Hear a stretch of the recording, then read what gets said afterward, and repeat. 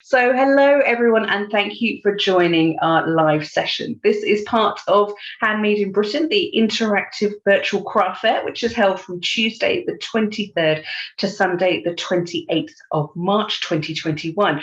It's a great mix of wonderful exhibitor-led live sessions, workshops, demonstrations, live chatting with our exhibitors, but also a great chance to buy direct from all of our exhibitors who are joining. And you can do that over on interact.handmadeinbritain.co.uk. Now, we are joined by the fabulous textile designer, Taisir Gibreel, who I would probably say you produce an electric and colourful array of silk fashion accessories and prints. Now, this afternoon, you are entitled From Paper to Silk. And Taisir, you're joining us from your studio in Scotland, which I have to say does look sunny. I did interrogate you a bit earlier about that. But it'd be wonderful as a first time to our interactive platform, just for everyone to get to know a little bit about your professional background and the inspiration, that's led to the collection, that we're seeing now from you. Well, I graduated as a textile designer from Duncan of Jordanson as a printer and a weaver. So I'm also quite passionate about weave. But just before I graduated, Ingrid Tate from Orkney came up and she said, "Oh, we would like you to actually produce some prints that are inspired by Scottish landscapes." So I went out and I climbed 21 Monroes during my summer holidays in order to get inspiration from that side of things. And when I did that, I first off started with the urban Scottish landscapes. And this is some of my hand drawings that I did from the Scottish Parliament building. And then I tend to be quite technical in all my drawings. This one here is a little bit more architectural with lots more colors on it. So you can see lots of prints and things in them.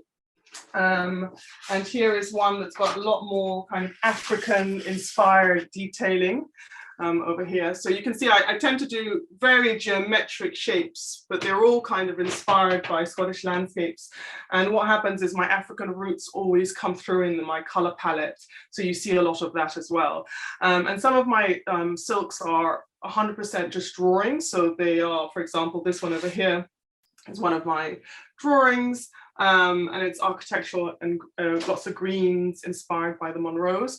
And what I do is I get all my artwork scanned, so it gets digitally scanned with a professional printer, and then I print them and I take them into Photoshop, and sometimes they get printed as is. So that last one is this scarf over here, which is the Silver Dew Kaleidoscope. So it's quite a bold scarf.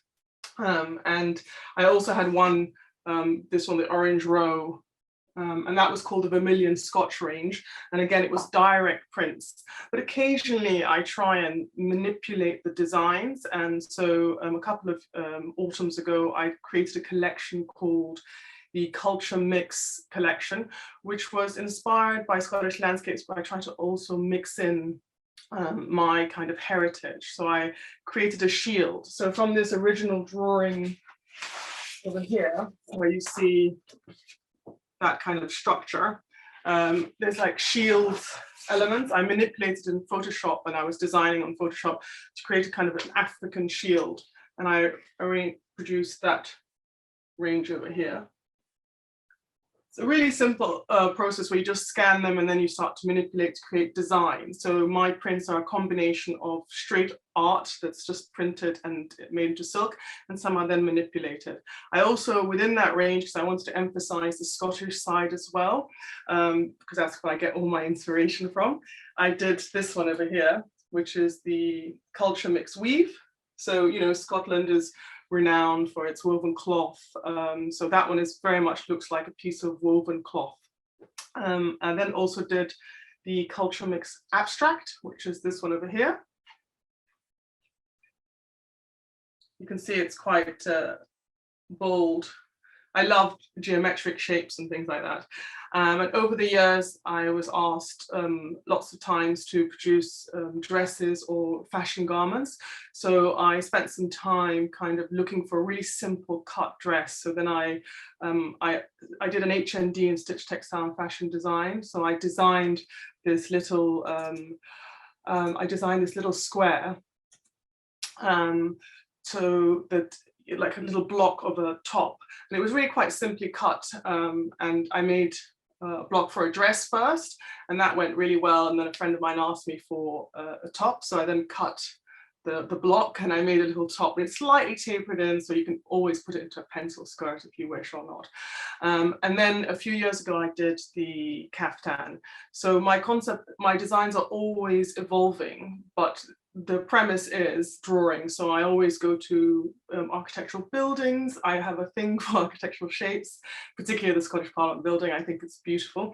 It's a bit like Marmite. Some people love it, some people don't, but I personally adore it. I think it's got fantastic shadows and structures and shapes. So I take those drawings and from there I build onto that collection. And I tend to kind of start with one design, which I call always within my range. If you find something called Silverdew Muse or Moody Loch Muse, the Muse is kind of the first piece of that particular collection. And then I try and develop like 3 or 4 designs around that particular range.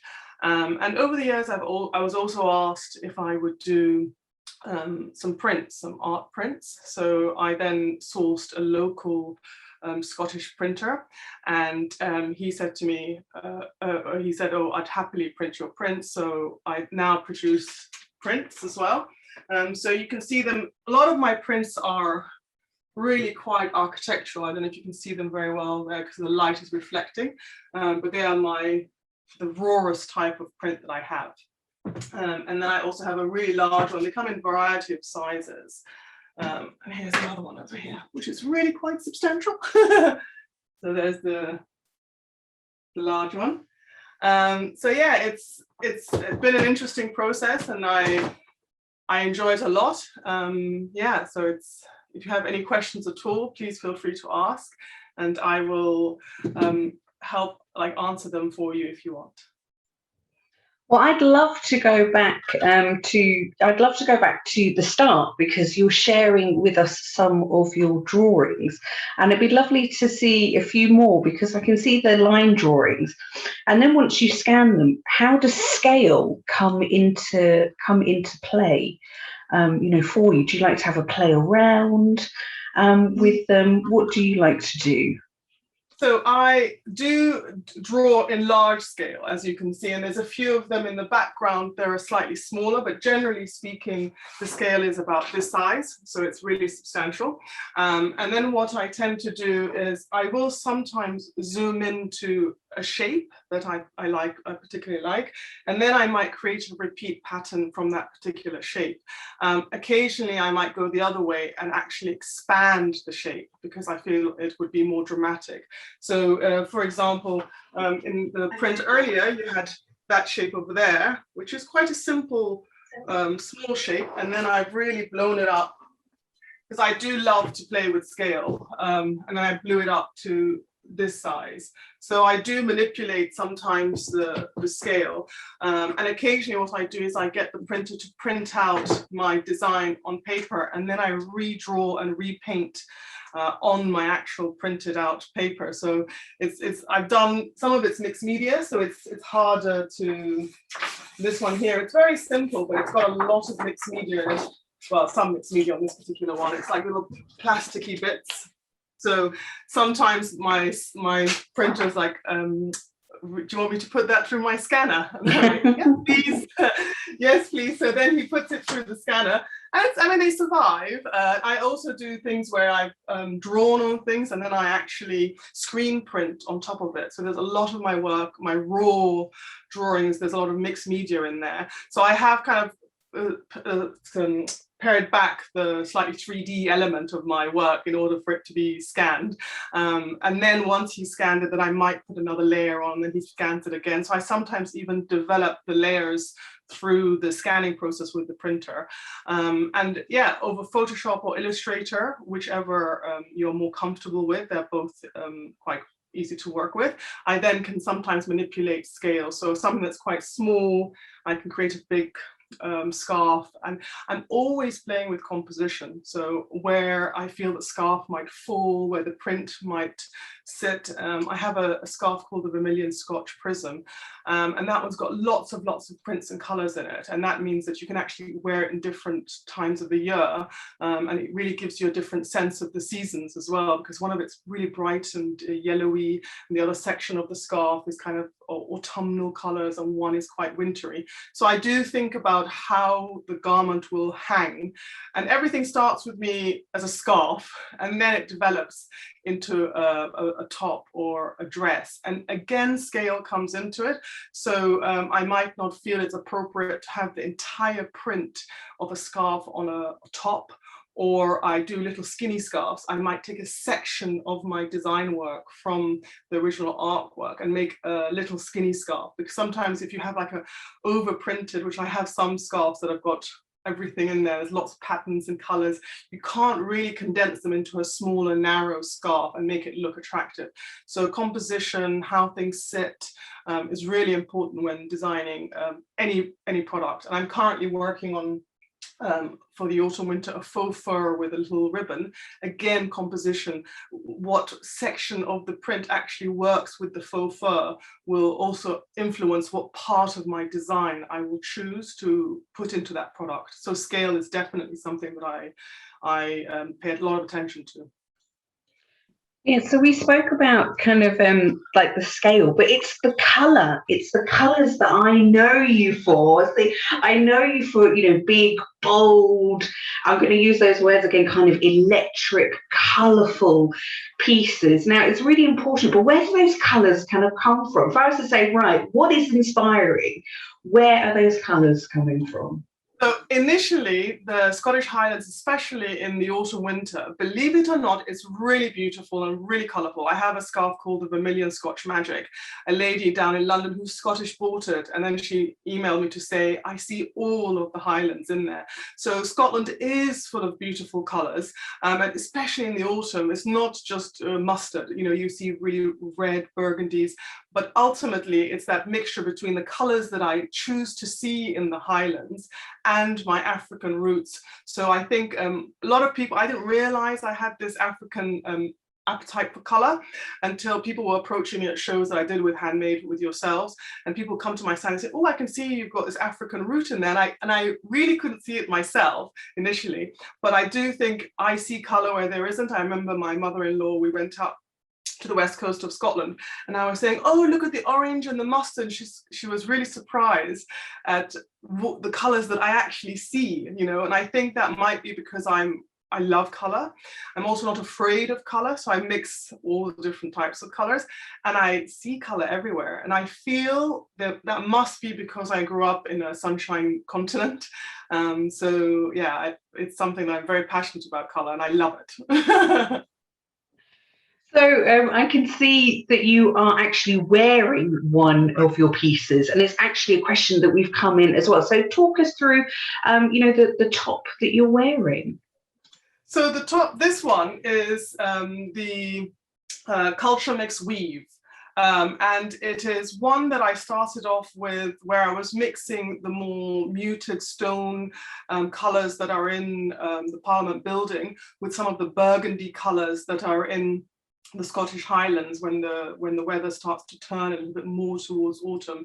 And there's some floral prints in there as well for Culture Mix weave, but this one is a slightly muted color. So I do play around. So although I'm known for the really bold color, my Culture Mix collection and my rolling green, I beg your pardon, this is the rolling green weave. What a boo-boo. Yeah. The rolling green collection is about the rolling hills of Scotland. So it is a slightly more muted color palette. And that's just a little top that I'm wearing. So I'll just stand up so you can see it just sits just there. And you can see I've done the weave structure. So you've got all the floral shapes. So that was inspired by the flowers and the floral and the foliage that you see across the highlands. And then that really dark kind of concrete color is really symbolic of Scottish architecture in the Parliament building. So this is one of my little tops, and it's a size medium that I'm wearing. It's really a simple cut and very loose. So we can have a look, kind of looking at your shop, we can see that you've got some brand new prints to us, and also some tops, and also your silk scarves.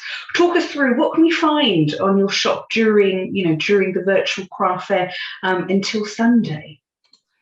So I've put a mixture of products on the virtual shop. So I put some of my classic scarves. I also included the culture mix scarves because I'm quite passionate about stressing the fact of my heritage and the mixed heritage and the Scottish influence in it.